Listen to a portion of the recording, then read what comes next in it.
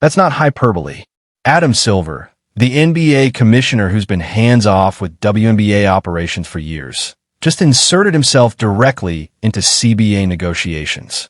When the boss of your boss shows up to fix your mess, that tells you everything about how badly this is going. The WNBA has 8 days until their January 9th deadline. And right now, both sides are further apart than when negotiations started over a year ago. Here's what's actually on the table and why players keep rejecting it. The league's latest proposal includes a $1 million base salary and a salary cap increase from $1.5 million to $5 million per team. That brings the average player's salary to $417,000.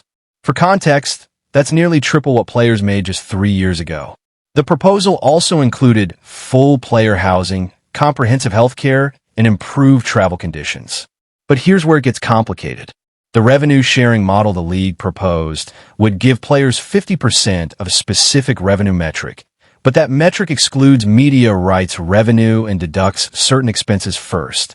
Under this structure, players would actually receive less than 15% of the league's total revenue. And that's the sticking point. Silver's involvement signals something crucial that players seem to be missing.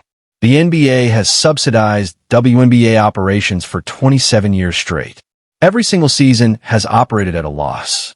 The league doesn't have revenue to share because there's no profit being generated. When Silver says he's available to do whatever is necessary, what he's really saying is, figure this out before the NBA decides the investment isn't worth it anymore. Look at the timeline.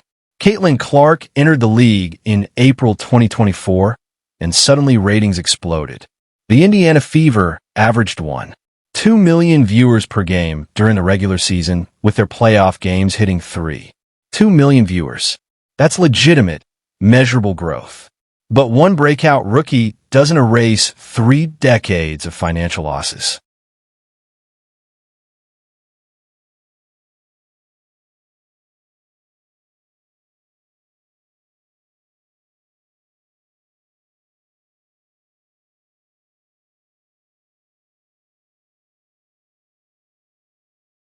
The owners have been writing checks to cover deficits every single year.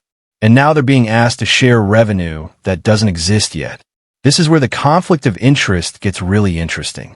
Breanna Stewart, who's quoted in that Front of Sports article saying she welcomes Adam Silver's presence, is also the vice president of the Players Union's executive committee.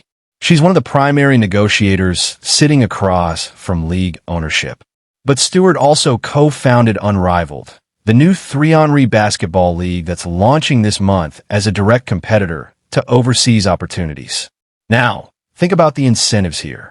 If the WNBA goes into a lockout, where do elite players go to stay sharp and earn money? Unrivaled becomes the only game in town. Natha Collier, Stewart's co-founder at Unrivaled, is also heavily involved in these CBA negotiations. Some people around the league are quietly asking whether these players actually want a deal to get done before the season, or if a lockout might serve Unrivaled interests.